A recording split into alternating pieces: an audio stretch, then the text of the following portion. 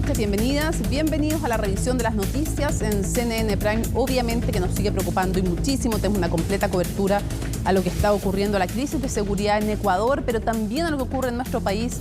Así que comencemos de inmediato con los titulares. Al menos 10 muertos ha dejado la ola de violencia que afecta a Ecuador. El presidente Daniel Noboa reiteró que están en una guerra y que no van a ceder ante los grupos narco. Además, el mandatario ya planteó a Colombia la necesidad de extraditar a 1.500 presos desde cárceles ecuatorianas como una manera de tomar las primeras medidas de su gobierno. Los ministros de Economía y Medio Ambiente asistieron a una comisión de la Cámara de Diputadas y Diputados para explicar su participación en una reunión con gremios de la salmonicultura en la casa de Pablo Salaquet. Según Nicolás Grau, el encuentro no incumplió la ley de lobby debido a que fue solo una instancia de diálogo. En tanto, Maiza Rojas cifró entre 10 y 15 los asistentes del rubro empresarial. El fiscal nacional Ángel Valencia rechazó la petición de inhabilidad presentada por la defensa del general director de Carabineros Ricardo Yáñez en contra del persecutor Javier Armendáriz. Sin embargo, reasignó la arista de delitos de lesa humanidad al fiscal regional de Antofagasta porque dijo se trataba de razones de sobrecarga laboral. Las cuentas de la luz podrían aumentar hasta en un 88%, según un informe de la Comisión Nacional de Energía. La mayor de las alzas va a ocurrir con el grupo de consumidores que supera los 500 kWh. Desde el gobierno anunciaron un proyecto para intentar amortiguar el incremento y esperan una pronta tramitación. Todo esto y mucho más, porque aquí comienza CNN Prime.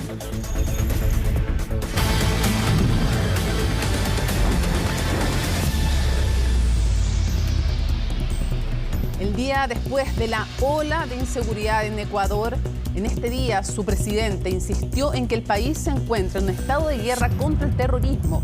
Así se lo señaló al cuerpo diplomático acreditado. Además, quienes fueron rehenes en el canal de televisión que fue tomado entregaron su testimonio hoy. El informe es de María Luisa Carrión. Son las armas que se encontraron en el interior del estudio de TC Televisión que este martes fue atacado.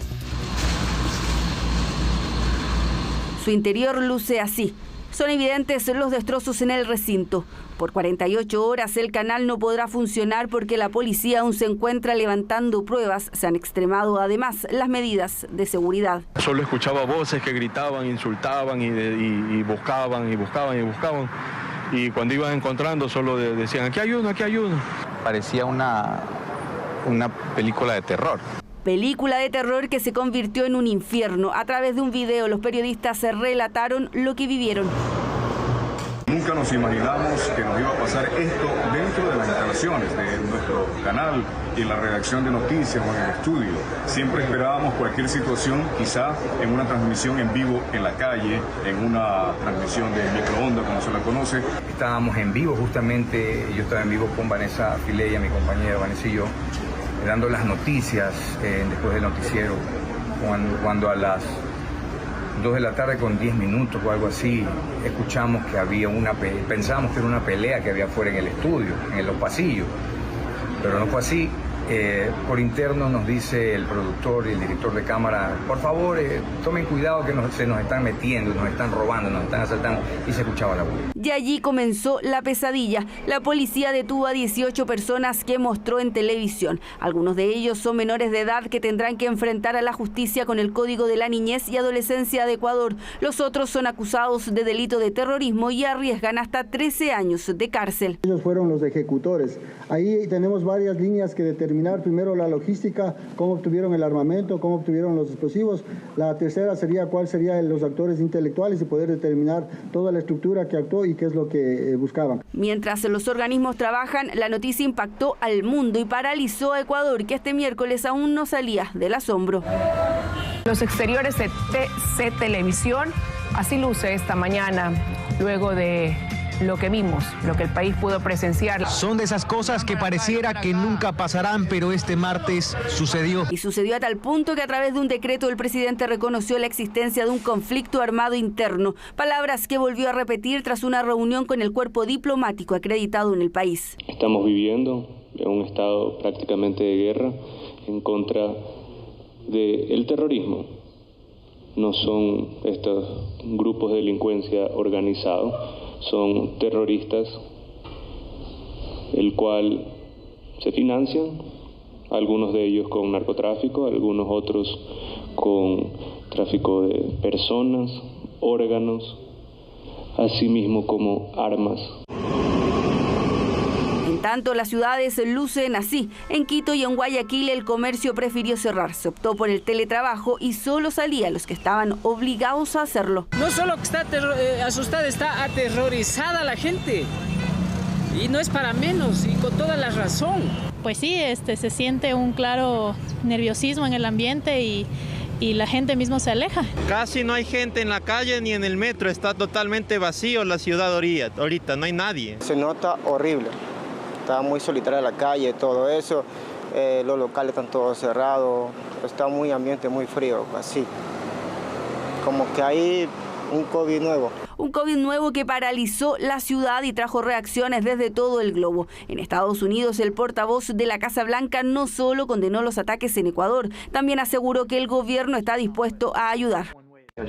No hemos tenido una conversación específica sobre lo que eso significaría exactamente, pero yo abandonaría cualquier consideración sobre las tropas militares estadounidenses o algo así.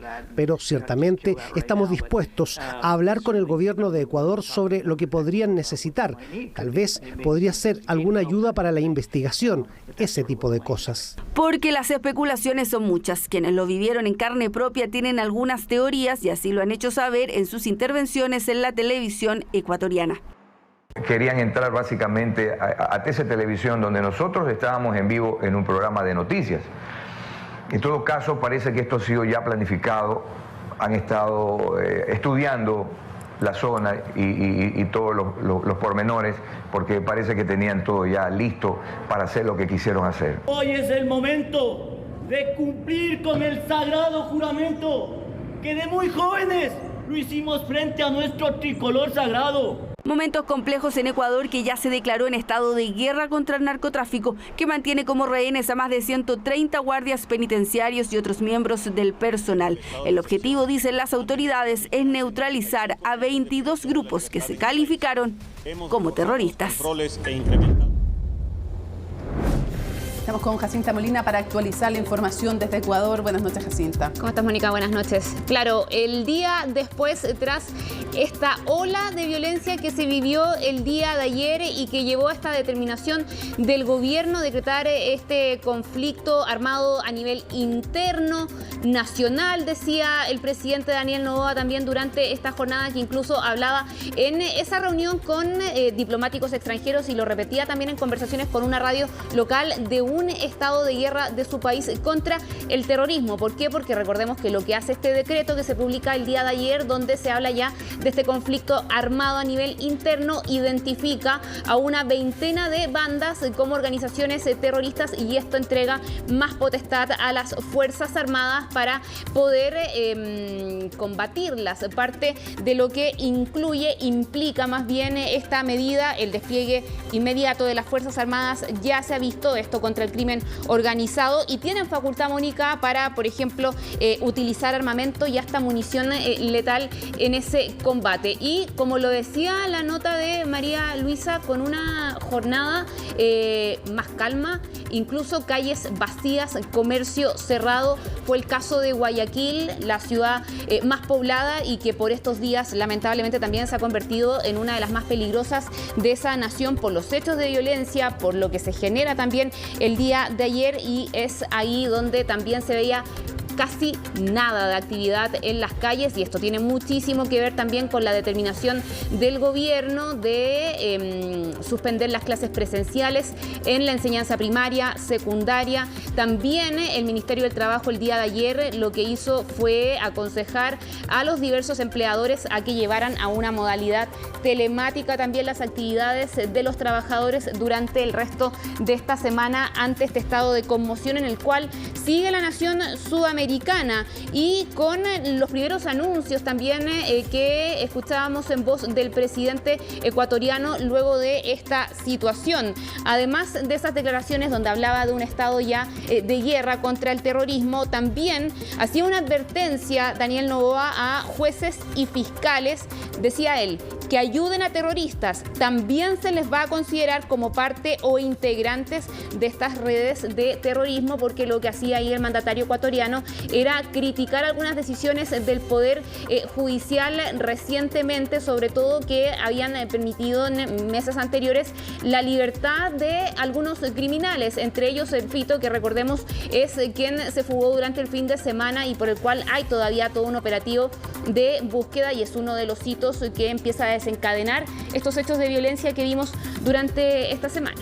Que no era primera vez que se fugaba, exacto. Además. Lo decía el presidente también. Claro, y que cuando se intentó cambiarlo de penal a La Roca, que es una de cárcel de alta seguridad dentro de un tremendo recinto penitenciario, requirió de 4.000 hombres. O sea, de eso estamos hablando cuando hablamos del poder de estas bandas criminales. Sí. Para trasladarlo de cárcel, 4.000 hombres. Y se logró escapar de aquella. Exacto. Hablaba de un tema de filtración ahí Daniel Noboa, el presidente ecuatoriano, sobre esa situación, y hacía esta advertencia que tenía mucha relación con algo que hemos comentado también, lo analizabas tú el día de ayer, y por cierto también durante esta jornada, tiene que ver cómo han penetrado estas bandas en el Estado, en diversas instituciones, la policía a nivel judicial, también Fuerzas Armadas, y eso ha hecho que algunos expertos también deslicen algunas dudas sobre esta estrategia, este decreto que faculta a los militares y a las Fuerzas Armadas también a un mayor control, a una mayor actividad también para combatirlas, considerando que hay casos donde ha quedado de manifiesto la vinculación que tienen con estos criminales. Bueno, este caso, Metástasis, de alguna manera, cuando muere, cuando es asesinado, otro de los capos de estas grandes, era uno de los financistas de bandas criminales, ahí se descubren audios que daban cuenta de la connivencia del aparataje judicial, de fuerzas policiales, de fuerzas armadas, con estas bandas criminales, con el narcotráfico.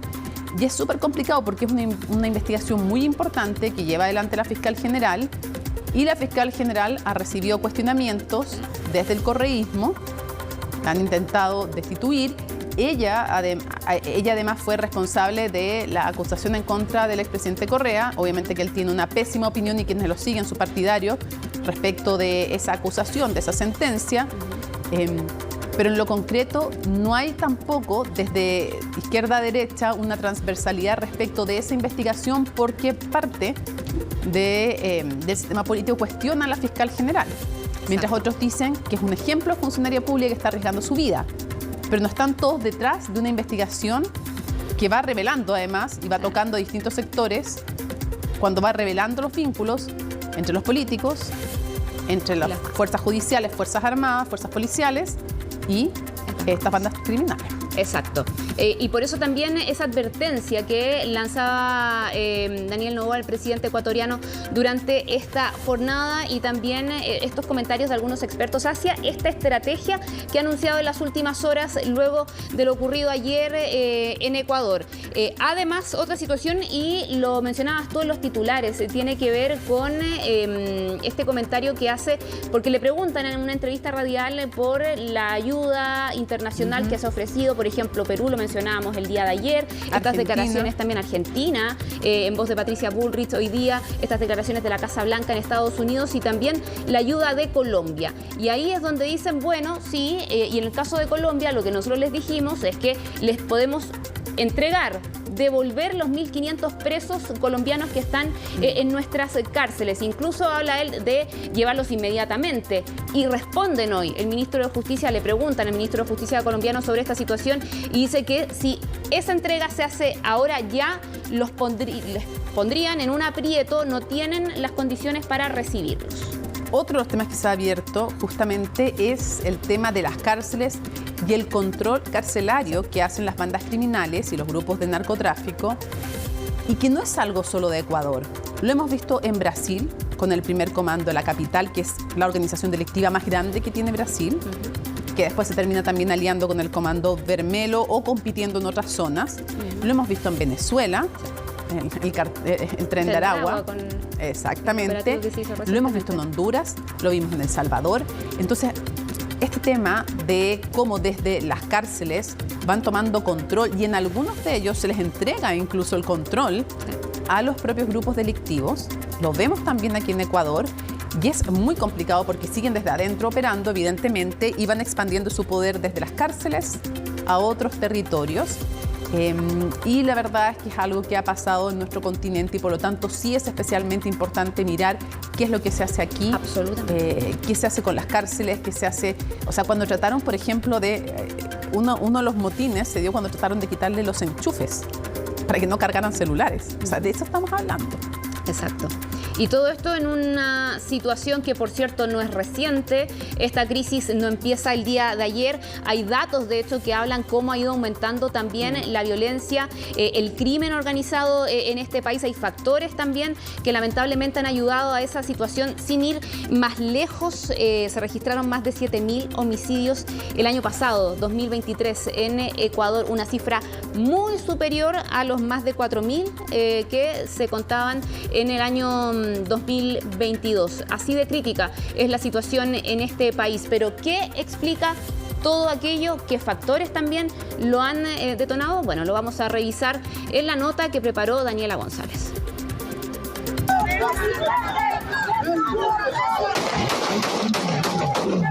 Estas imágenes no son actuales y es que el conflicto en Ecuador no estalló este martes. Son años en una profunda crisis de seguridad. Aquí te explicaremos cómo el país llegó a este extremo de violencia. El avance del narcotráfico y de las bandas armadas para defender el narcotráfico ha venido acelerándose en los últimos 10 años. El segundo punto es que el Estado ha sido muy débil y frágil al tratar de controlar esta escalada armada de las bandas y de las peleas entre bandas internacionales que responden al cartel de Sinaloa, al cartel Jalisco Nueva Generación, pero también al cartel de los albaneses. El avance del narcotráfico es la verdadera madre del conflicto. La corrupción es otro punto. De hecho, algunas investigaciones de hace años atrás demuestran la infiltración del crimen organizado en el propio Estado.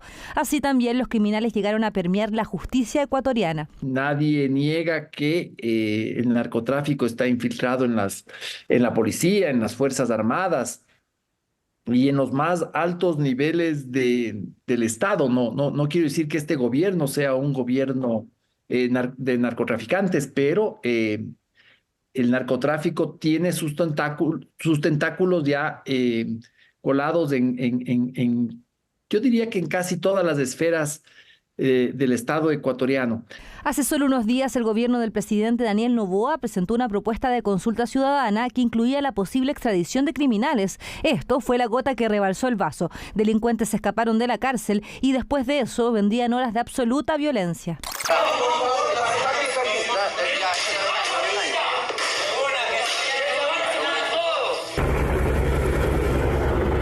TC Televisión, imágenes de la evacuación y rescate de varios empleados de TC Televisión. La amenaza de extradición convulsionó aún más los ánimos, pero esto viene desde mucho antes. El expresidente Rafael Correa, en su mandato, presentó medidas de pacificación, estrategias de comunicación con los narcos. Esto, según señalan los expertos, permitió la organización dentro de las cárceles. Bandas que, se ha demostrado, están ligadas al cartel de Sinaloa y al de Jalisco Nueva Generación. Después, Lenín Moreno y Guillermo Lasso centraron sus medidas gubernamentales en otros aspectos que no incluían la seguridad. De allí es que los expertos hablan de un abandono estatal a la seguridad. La gravedad de la infiltración del crimen organizado en las altas esferas estatales, pero también de la empresa privada, nos da una imagen de la capacidad de penetración de estas corporaciones criminales que cuando se inician acciones de investigación, de persecución, la respuesta es esto. Además, la dolarización puede haber permitido mayor acceso de los narcos extranjeros a Ecuador, también la fragilidad de sus fronteras. Lo que ya vemos es un estado de ingobernabilidad y una ausencia del Estado de Derecho. Este tipo de bandas criminales, cuando ya se atreven a llevar a cabo este tipo de eventos, es porque ya hay una infiltración en el poder político. Hemos visto además cómo se han abandonado los presupuestos de seguridad, se ha ido haciendo cada vez más vulnerable la institucionalidad y con esto pues el combate al narcotráfico ha estado muy por debajo de lo esperado. 21 bandas criminales han recibido la proclamación de guerra interna, una medida extrema que apunta a grandes criminales, entre ellos los choneros, la banda que comenzó esta rebelión y de la cual su líder Fito sigue prófugo. Mira, Daniel Noboa, así como tú decretaste tu estado de excepción para que los militares puedan matar a todos los presos de las cárceles, así mismo cuando ingreses a una de las cárceles vas a encontrar a esos muertos, porque nosotros, los PPL, no estamos pidiendo vivir en una cárcel de 5 estrellas, ni te pedimos internet, ni celda de lujo, simplemente te pedimos el derecho a la vida. Los choneros y los lobos han dominado las cárceles en los últimos años. Estas dos bandas controlan el tráfico transnacional de cocaína, lo que lamentablemente se ha traducido en mayor cantidad de muertes. La tasa de homicidios en Ecuador es de 26 por cada 100.000 habitantes. En realidad esto es un poco el pic del problema, pero en realidad este conflicto ya viene de hace varios años y varios meses que la violencia se ha visto mucho más fuerte. Efectivamente estoy constantemente hablando con mi familia. Creo que definitivamente es el duelo de un país que fue y que ya no es. Es algo que nosotros como ciudadanos en realidad no tenemos cómo manejar directamente, ¿no? A pesar de que somos las víctimas más directas. El aumento de narcotráfico con bandas internacionales y del crimen organizado, un Estado débil que poco ha invertido en seguridad en los últimos años y la corrupción en todas las esferas del poder son claves para entender el conflicto en Ecuador. Esto y muchos otros aspectos influyen en la grave crisis de seguridad que vive el país. Días complejos, pero que tienen su origen hace muchos años atrás.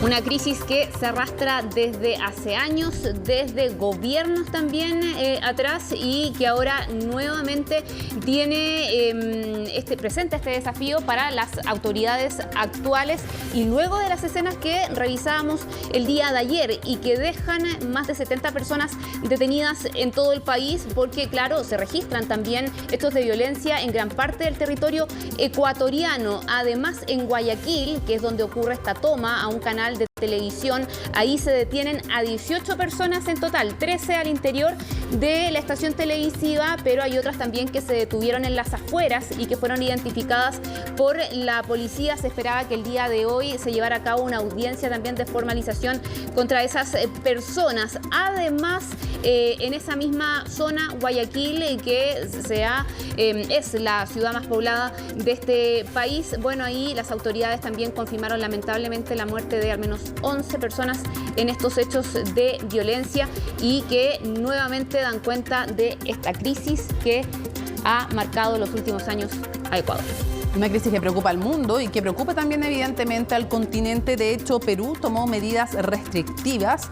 Argentina ofreció a través de la ministra Bullrich ayuda a Ecuador y en Chile se dijo que frente a motines en las cárceles o el surgimiento de bandas criminales se van a fortalecer las posibles respuestas. Tema que reportó Macarena Román. ¡Préndelo por dentro! Imágenes que dejaron a pocos indiferentes. Ni una persona herida. Todos estos individuos sometidos. Conflicto armado interno que preocupa a toda una región. Un peligro que se estaría materializando en Centro y Sudamérica. Jornadas de tensión se han registrado en Ecuador. Homicidios, robos y otros acontecimientos se han hecho presente en el país. Una situación impulsada principalmente por bandas vinculadas al narcotráfico y con prontuario transnacional. Más allá de que esto genere un impacto a nivel regional, me parece que deberían encender las alarmas en los otros países de la región de cara a lo que se puede evitar llegar a eso. Alarmas que llegaron rápidamente a Perú, donde se declaró emergencia en toda la frontera norte que limita con Ecuador y que ya mantenía algunas medidas restrictivas. Porque les recuerdo que en el mes de noviembre se emitió un estado de emergencia que ya está vigente y que cubre tanto a Tumbes como a Piura. Pero vamos a declarar la emergencia en los demás departamentos fronterizos que son Amazonas, Cajamarca y Loreto. Porque si hay algo en lo que existe acuerdo transversal es que no es un problema que solo preocupa a Ecuador. Los demás países de Centro y Sudamérica también están atentos a lo que sucede en la región. Bueno, estamos dispuestos, por supuesto, a ayudarlos, a mandar fuerzas de seguridad si hace falta para ayudar a Ecuador, porque esto es un tema continental. Tema continental que preocupa también a líderes de Colombia, Venezuela, Brasil, Bolivia, Paraguay y, por supuesto, nuestro país. Nosotros somos un país limítrofe con Perú y paralimítrofe con Ecuador, ¿ya? Entonces ocurre que estamos muy cerca, ¿ya? Y en general la mafia o el crimen organizado y la delincuencia suele copiar prácticas de otros delincuentes.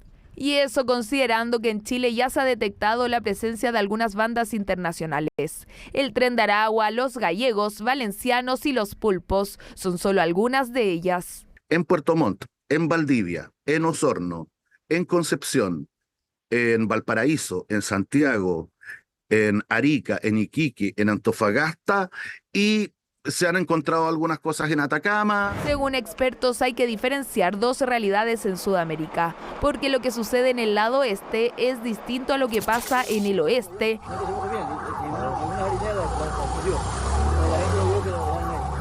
Chile debería mantenerse aún más pendiente de los países con los cuales comparte el Pacífico, ya que es por esa vía donde se comercializan toneladas de drogas. Entonces, mira, nuevamente para controlar eso necesitas unas fuerzas armadas y una armada, fundamentalmente una marina, que tecnológicamente sea solvente, que humanamente tenga personal capacitado.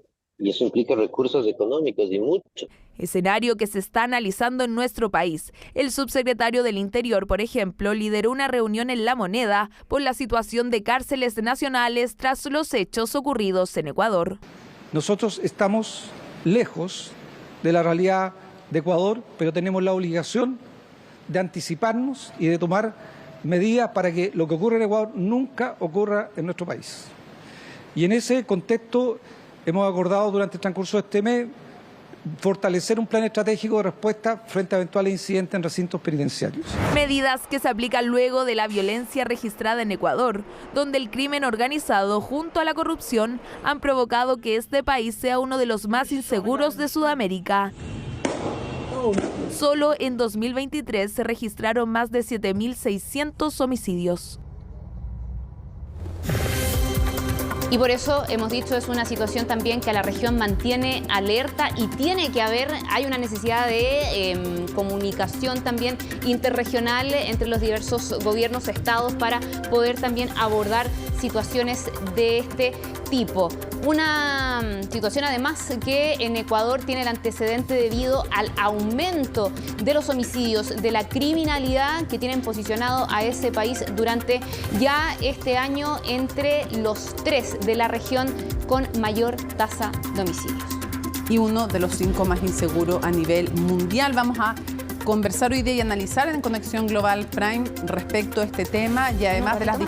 Claro, en un ratito más, y de las distintas versiones además, porque mientras algunos sostienen que esto es solo culpa de los últimos 2 gobiernos, bueno, el de ahora no, pero de los últimos 2 anteriores, otros sostienen que este deterioro institucional comenzó mucho antes. Bueno, de todo aquello vamos a estar analizando las distintas posturas, las distintas visiones, en un tema que además desata grandes pasiones porque el país no solo está hoy día en guerra, como dice el presidente, guerra interna en el sentido de un enfrentamiento muy fuerte entre el narcotráfico, las bandas criminales y el Estado, sino que tiene una profunda división y el correísmo y anticorreísmo sigue marcando la vida política y desatando pasiones. Cualquier cosa que tú digas a favor de uno, en contra de otro, desata una cantidad impresionante. Lo que ha desatado la entrevista ayer al expresidente Correa, con a veces muchísima más pasión que razón, a favor y en contra, y algunos de ellos sin siquiera ver la entrevista. Pero en fin,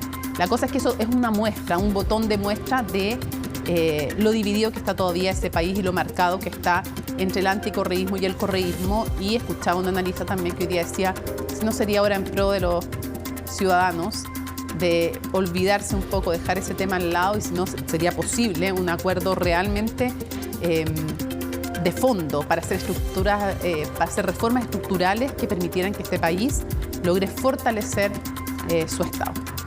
Así es. Y volver a años atrás, cuando era uno de los más seguros de la región, una realidad completamente distinta a lo que está viviendo ahora. Jacinta, seguimos atentos, te despedimos mientras. Obviamente que vamos a estar muy atentos a todo lo que ocurre y tú nos avises si hay alguna novedad, pero vamos a ir ahora a temas nacionales, porque en el oficialismo se está intentando dejar aislado este conflicto entre el exministro Giorgio Jackson y sus acciones judiciales, entre ellas específicamente la que tiene que ver con el senador del Partido Socialista, Fidel Espinosa. La presidenta, además del Partido Socialista, se reunió además con algunos parlamentarios para tirar lineamientos, ordenar las filas, un tema que reportó a fondo Estefanía Bustamante. Todas las miradas están puestas en cómo resolver el conflicto que pasó del plano político al judicial entre Giorgio Jackson y el senador PS Fidel Espinosa. Una demanda del exministro que dividió no solo a las coaliciones de gobierno, sino que al propio socialismo por una declaración de su directiva. A mí me hubiera encantado, de verdad, sinceramente, que no solo la directiva del PS o quienes puedan haber tomado alguna acción hubieran conversado con él antes de que él hubiera presentado acciones contra mí. Fue en agosto cuando el senador pidió incluir a Jackson en una querella por el caso Convenios. Acción suficiente, dice, para que el PS lo hubiese contactado sin necesidad de abordar las otras críticas que llevaron al exministro a presentar una demanda. Todo lo que ocurrió en su momento fue improcedente, pero ahora ya no podemos llorar sobre la leche derramada. Ya lo que ocurrió y por tanto habrá que resolver el conflicto en los términos que está planteado. Podrían haber conversado, supongo. No sé qué pasó, pero esto resalta lo que decimos. Este es un conflicto entre particulares, porque si se va a definir con un llamado,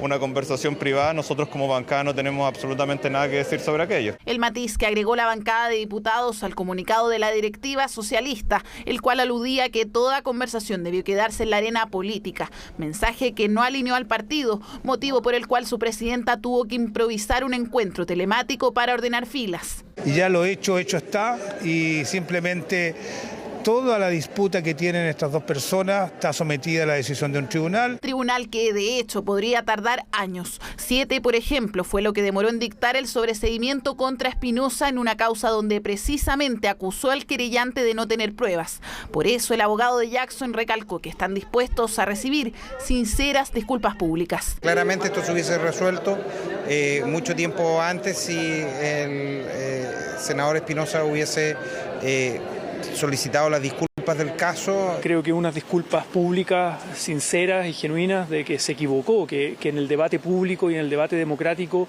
no todo vale y no se puede imputar delitos. Me imagino que debe terminar y culminar con unas disculpas públicas, que en el fondo es hacerse cargo de las declaraciones que emitió públicamente, desmentirlas. Tras la acción del fundador de Redel, el propio senador explicó que no tiene pruebas para fundamentar sus dichos en redes sociales, los cuales están incluidos en la demanda. No por eso las coaliciones de gobierno han estado exentas de diferencias sobre cómo resolver este caso. Siempre es importante que las directivas de los partidos estén en una relación constante y que haya retroalimentación de las distintas acciones que se llevan adelante. Sin embargo, todo lo que ha llevado a cabo el exministro Jackson son acciones a título personal. Yo haría un llamado a nuestro sector político a la mayor unidad, sobre todo desde el punto de vista del rol que tienen que jugar los partidos. Y creo que una confrontación de un partido oficialista con el gobierno en este momento claramente no es una buena idea. Por eso se ha tratado de disipar la idea de que la arremetida de Jackson fue contra el PS. Así lo plantean quienes recuerdan que el exministro también presentó otras 2 acciones judiciales, una contra el empresario Jorge Errázuriz y otra contra la UDI, para averiguar el grado de responsabilidad que tuvo el partido con las acusaciones en su contra. El fiscal nacional Ángel Valencia rechazó la solicitud de inhabilitar al fiscal regional Centro Norte, Javier Armendáriz, de las causas que se investigan en contra del general director de Carabineros, Ricardo Yáñez. Sí decidió trasladar la indagatoria por delitos de lesa humanidad a la Fiscalía Regional de Antofagasta. O sea, una decisión de alguna manera salomónica, deja una causa en sus manos y le quita otra. Veamos los detalles con Valentina Nieto.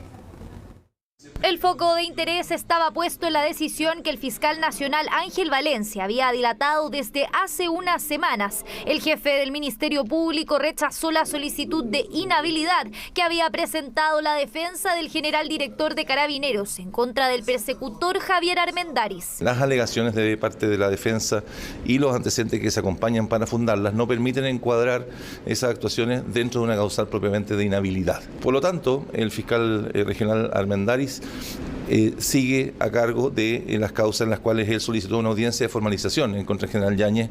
Esto es en la causa que se conoce como de los altos mandos. Causa por omisión de apremios ilegítimos en la que Yáñez será formalizado el próximo 7 de mayo. Será la única investigación que mantendrá el fiscal Centro Norte en sus manos, ya que la indagatoria por delitos de lesa humanidad, que también pesa en contra de la autoridad policial, fue trasladada a la Fiscalía de Antofagasta. Misma investigación en la que se había solicitado la inhabilidad de Armendáriz. A mi juicio era más correcto mantener la investigación en la Fiscalía Centro Norte con el fiscal Armendáriz. Son hechos semejantes, hay una proximidad incluso territorial. Decisión que según la Fiscalía Nacional se debe a la alta carga laboral que tiene la Fiscalía Centro Norte y las complejidades de manejar dos causas de esta categoría. Así la indagatoria quedará a cargo del fiscal regional Juan Castrovecchios, quien además de manejar esta investigación ya tiene en sus manos la compleja trama del caso Convenios. Claramente resulta contradictorio para los chilenos que se esté hoy día formalizando a quien fue el encargado de restablecer el orden público y la paz en las calles. Él tiene que someterse a la jurisdicción, en este caso de la investigación penal, y no puede estar eligiendo fiscal a la carta. Por tanto, valorar esa decisión. Solicitud para inhabilitar a Chong y Armendáriz, en la que la defensa de Yáñez se denunció enemistad, odio y resentimiento por parte de los persecutores, reflotando no solo viejas declaraciones, sino también publicaciones a través de redes sociales, acusaciones a las que también se han sumado algunos parlamentarios en la oposición, quienes además han entregado su respaldo al general director.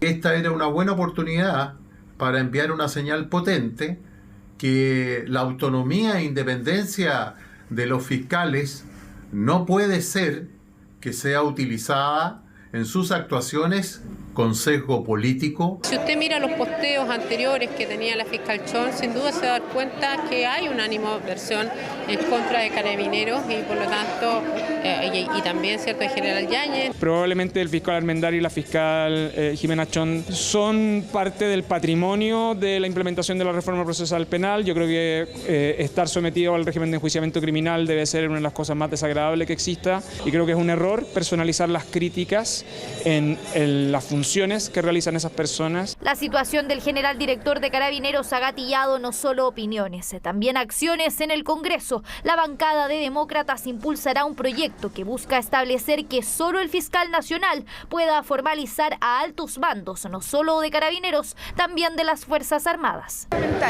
Que exista un criterio único y que exista exclusividad para la formalización de quienes dirigen los organismos que deben controlar y velar por la seguridad de nuestro país. Rechazo a la solicitud de inhabilidad en contra del fiscal Javier Armendáriz, decisión a la que la defensa del general Yáñez declinó referirse, mientras que el fiscal Castrovecchios tendrá menos de 2 semanas para prepararse para la primera audiencia que deberá enfrentar en esta nueva causa, en la que la máxima autoridad policial busca ser sobreseído.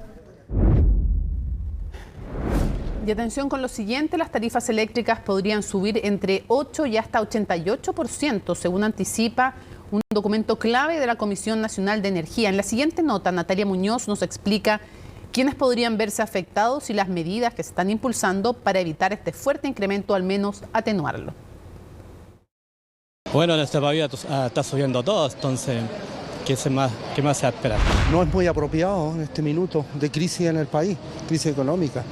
No todo el mundo está dispuesto a estar pagando tarifas excesivas y abusivas. Estoy cancelando aproximadamente como 60. Altísimo, la verdad, es mucho. Frustración en los clientes ante el anticipo del incremento de las tarifas eléctricas, que significarían alzas de entre 8 y 88% las cuentas de electricidad. Así lo adelantó un informe de la Comisión Nacional de Energía. Todo este periodo de 4 años ya se ha acumulado una deuda superior a los 5.000 millones de dólares con la generadora, deuda que de alguna forma hay que empezar a pagar, y la ley establece que los clientes de menor consumo están protegidos por alzas paulatinas. Sin embargo, los de mayor consumo que les mencioné no tienen esa protección. Para que se haga una idea, esto significa que si usted paga 20.000 pesos en electricidad, con el mecanismo de protección al consumidor su cuenta subirá 8% hasta 21.642 pesos. En tanto, para el segundo tramo con consumo hasta 400 kWh, el alza es de 11%, pero para más de 550 kWh de consumo, el incremento llega a 88%, un récord. De lo que yo tengo memoria, al menos esto debe ser de las alzas proyectadas más grandes que en el último tiempo. Ese decreto no ha sido materializado todavía. Lo que refleja este informe de la Comisión Nacional de Energía son las deficiencias, los problemas que tiene la legislación vigente. Es necesario y urgente modificar. Cambio legislativo que podría comenzar la próxima semana cuando el gobierno ingrese un proyecto de ley que comprometió a un grupo de parlamentarios. Tiene acuerdo transversal en el Congreso Nacional. La solución es renegociar los contratos porque las condiciones han cambiado. Nosotros hacemos un llamado al ministro a que cumpla aquellas cosas que comprometimos, que era tener un espacio de trabajo para enfrentar este tema que es complejo. Nosotros entendemos que hay una parte de deuda, pero queremos saber cómo se calcula la deuda. Yo espero que el gobierno realmente comprenda de que esta es una bancada transversal, porque acá estamos colocando por sobre los temas políticos el interés real que hoy día tienen las personas. Si bien el 92% de los hogares están en el rango de menor consumo, pero el mayor uso de electrodomésticos en verano es un riesgo, ya que 20 horas de un uso de aire acondicionado al mes ya podrían ubicar un hogar en el grupo de mayor consumo y por lo tanto de mayor alza. Este grupo, entre los más afectados, además de algunos domicilios, se cuentan, por ejemplo, establecimientos educacionales, centros de salud, municipalidades y pymes. Trabajamos con 4 o 5 máquinas, entre promedio 120, 130 mil pesos. Mucho, para el negocio es mucho, porque ya es un costo considerable de la luz. Habría que eliminar máquinas y no sé qué habría que hacer.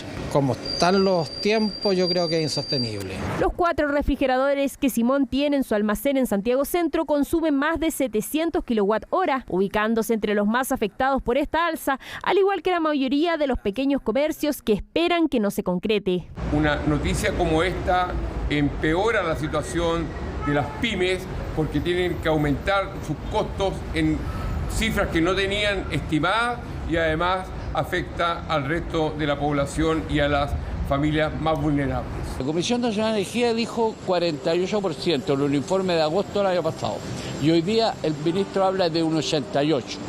Entonces, ¿cuál es la explicación que hay? Es insostenible si nosotros tenemos como política de Estado estimular las pymes y todo eso, al mismo tiempo le estamos subiendo la tarifa. Aunque para hacerse efectivo todavía falta que el decreto debe pasar por Contraloría, el proyecto de ley podría evitar que se concreten estas alzas. En prisión preventiva quedó Juan Francisco Villalobos Prado, beneficiario de una pensión de gracia tras el estallido y quien se mantenía prófugo por el delito de estafa. El hombre de 37 años tenía una orden de detención desde 2002, cuando fue formalizado por el delito de estafa y otras defraudaciones. Villalobos recibió una pensión de gracia otorgada por el Estado durante todo 2023 después de acusar tortura y abuso sexual calificado durante el estallido social bajo una querella presentada por el Instituto Nacional de Derechos Humanos. Esta causa aún figura abierta y sin imputados. El plazo de la investigación por el delito de fraude es de 90 días.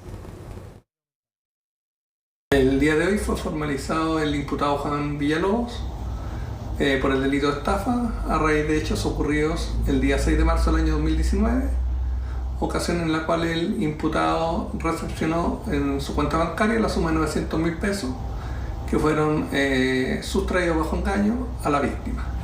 Fue formalizado el día de hoy, sujeto a la medida cautelar de prisión preventiva y se otorgó un plazo de investigación de 90 días. A A la Comisión de Medio Ambiente y Recursos Naturales acudieron los ministros Nicolás Grau y Maísa Rojas para explicar las reuniones que tuvieron con empresarios en la casa de Pablo Salaquet.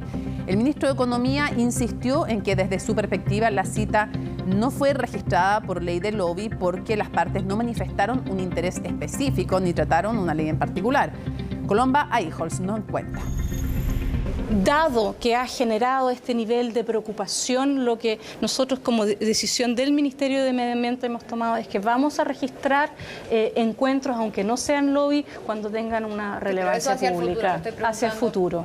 Decisión de la ministra del Medio Ambiente luego de haber sido citada a la Cámara de Diputados junto al ministro de Economía para explicar sus reuniones con empresarios en la casa de Pablo Salaquet. La industria hizo sus comentarios y también planteó su visión de largo plazo, estas distintas personas de la industria. Creo que el orden de las intervenciones también da buenas pistas de por qué hemos insistido tanto en nuestra tesis y nuestra forma de interpretar la ley de lobby, porque normalmente cualquiera de ustedes que haya participado en una reunión de lobby sabe que una reunión de lobby nunca parte uno, ¿no es cierto? Parte la persona que justamente está haciendo lobby. Aquí lo que nosotros fuimos a una conversación en que planteamos nuestros distintos puntos de vista, nuestra visión de largo plazo, y la industria hizo lo mismo. Industria que fue representada por dirigentes y empresarios vinculados a la extracción de salmones, entre ellos Rodrigo Sarquís, presidente de Blumar y primo de Pablo Salaquet.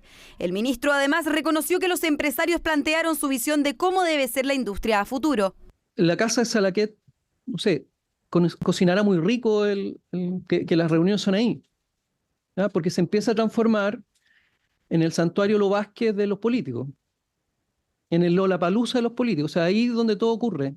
Tenemos un problema grave y un problema importante, y yo quisiera saber si es posible que haya un reconocimiento de aquello y que tiene que ver con la fe pública.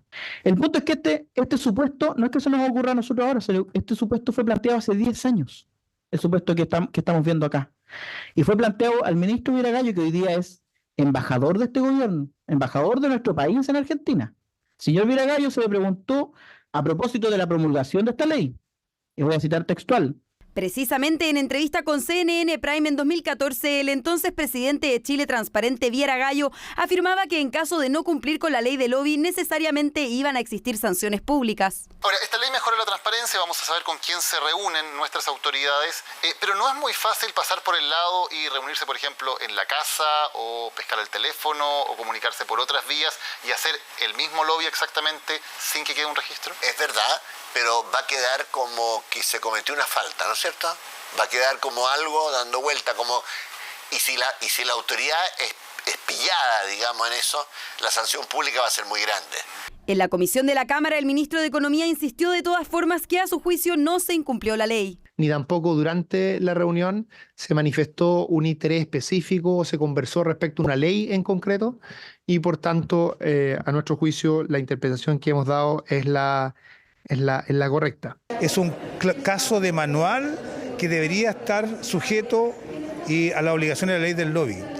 Es difícil encontrar un caso más típico de aplicación de la ley del lobby.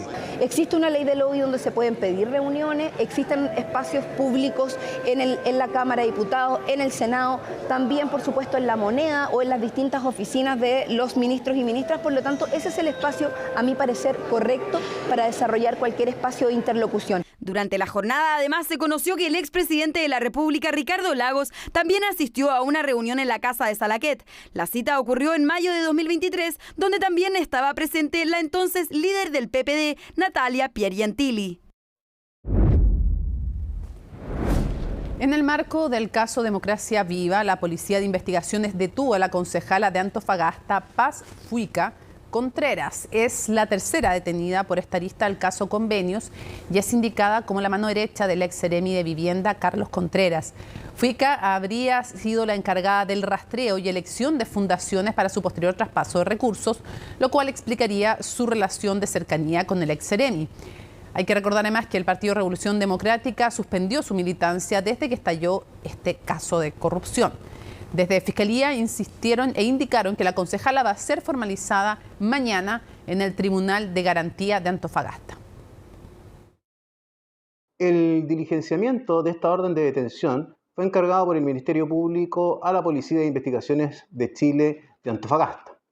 Fue así entonces como el día de hoy, en horas de la tarde, se ejecuta dicha orden, obteniendo resultados positivos y por lo tanto la detención de la imputada. Una vez realizada la detención, lo que corresponde entonces es que el día de mañana sea puesta a disposición del Tribunal de Garantía de Antofagasta para la respectiva audiencia de control de detención y formalización. En dicha audiencia, el Ministerio Público va a formalizar los cargos a dicha imputada y posteriormente solicitar las respectivas medidas cautelares de acuerdo y en concordancia con los hechos que se le imputen.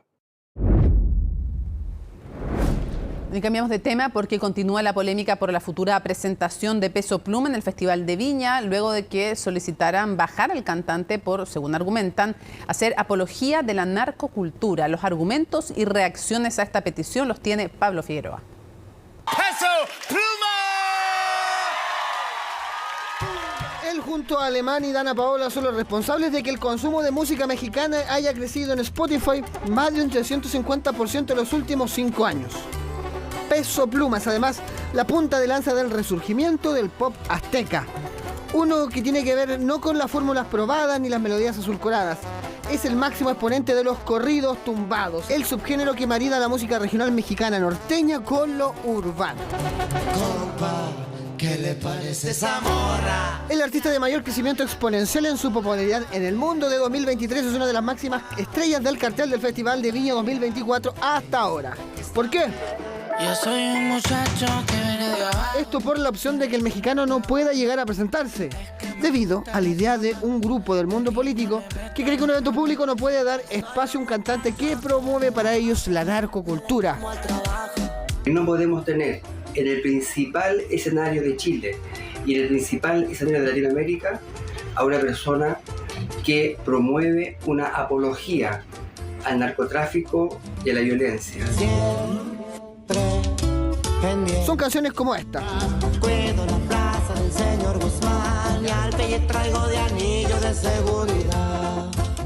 Siempre pendientes, en las que se sustentan los argumentos de los políticos que no quieren a Peso Pluma 3 meses y 4 días de su confirmación en el evento. Además, una columna de Alberto Mayor fue la que alertó a estas personas. No es la primera vez que artistas hacen alguna alegoría o hacen algún alcance a lo que significa la vida de las calles, la vida de pandillas. Todo el rap, por ejemplo, está basado precisamente en ese tipo de vida. No podemos culpar acá una expresión respecto de lo que es un problema basal, un problema grave que estamos enfrentando en este minuto como sociedad en general, como implica lo que significa el narcotráfico, pero aquí hay que separar.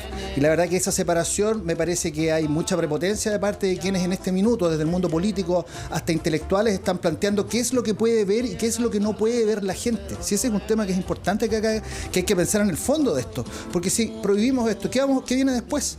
¿Quiénes van a decidir lo que podemos ver y lo que no podemos ver? La conversación decanta y deja varias situaciones y ejemplos en los que debemos revisar para que esta vez sea la última vez que repitamos estos debates ya registrados en la historia cultural de Chile.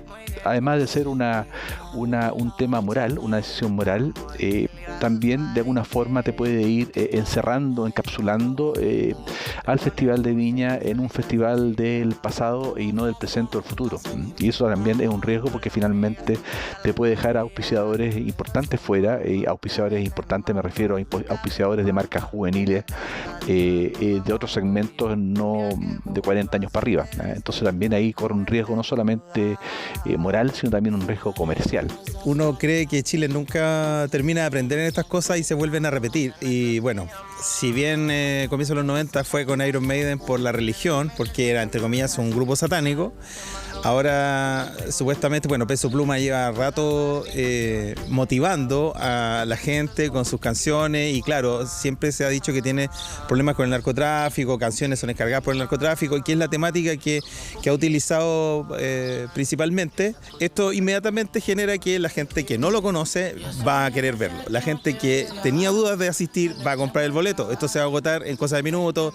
Entra un debate que aún le quedan varios pasos y tiene que seguir desarrollándose. De las pocas certezas que se dejan es que si quienes se sintieron agredidos con las letras de Peso Pluma y les parece mal dar tribuna al mensaje de algunas de sus canciones, ahora deben observar analizar cómo sus acciones generaron el efecto contrario.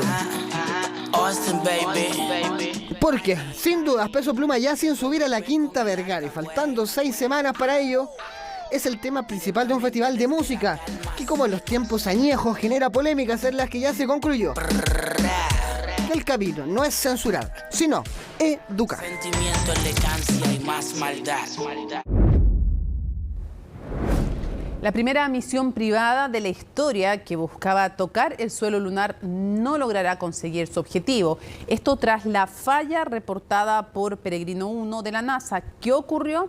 Camila Guía nos cuenta. 5, 4, 3, we have ignition. Así partió la misión Peregrino 1, un viaje de prueba que buscaba llegar a la Luna en la antesala de la realización de la misión Artemis 2, la que pretende dar una vuelta a la Luna y volver a la Tierra. Electrical systems, Pero la celebración no pasaría de las horas posteriores al despegue. La primera misión a la Luna de Estados Unidos tras más de 50 años corresponde al lanzamiento del módulo Peregrino 1 de la empresa Astrobotic impulsada por el cohete Vulcan Centaur de la empresa United Launch Alliance. La compañía Astrobotic, era la primera compañía privada que iba a llegar a la Luna y no lo logró. ¿Qué fue lo que pasó? Tras un despegue exitoso desde Florida en Estados Unidos, el módulo se desacopló del cohete y debió iniciar el segundo encendido de motor. Horas después, una imagen daría cuenta de la razón por la que falló la misión. En ese módulo tuvo una fuga energética, de combustible. Tiene algún agujero y está saliendo combustible. Eso quiere decir automáticamente que la nave se está continuamente desviando. Es que la nave perdió su orientación de apuntar hacia el sol, los paneles solares, para permitir cargar su batería. Como estaba apuntando en sentido contrario, gastaron combustible para rotar la nave y hacerla apuntar al sol. Esto significa, en general, de que si tú no solucionas esto en un plazo de un par de horas, el sistema se queda sin energía y muere. Mediante un comunicado, Astrobotic informó que a Peregrine solo le quedaban 40 horas de combustible y por lo tanto de comunicación. ¿Qué va a pasar con el módulo? Y el combustible perdido más el combustible gastado que no estaba presupuestado hacen que sea imposible que la nave se pueda posar suavemente en la superficie de la Luna. Peregrine ya cumplió sus objetivos mínimos, sobrevivió y fallaron algunas cosas que deben reparar. Una falla que, sin embargo, científicos explican no es un hecho grave cuando se prueban naves espaciales. No es un drama cuando hubo una primera falla, sino que es casi esperado. La gran mayoría de las naves que son lanzadas al espacio fallan.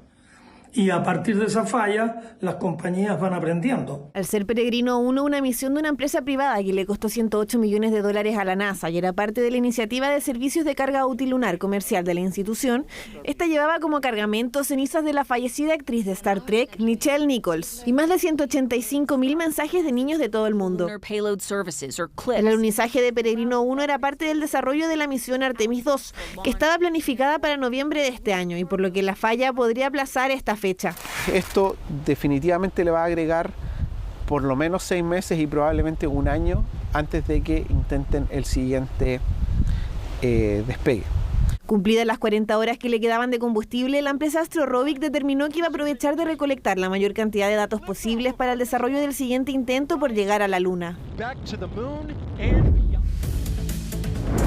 Hacemos una breve pausa y ya estamos de regreso con más en CNN Prime.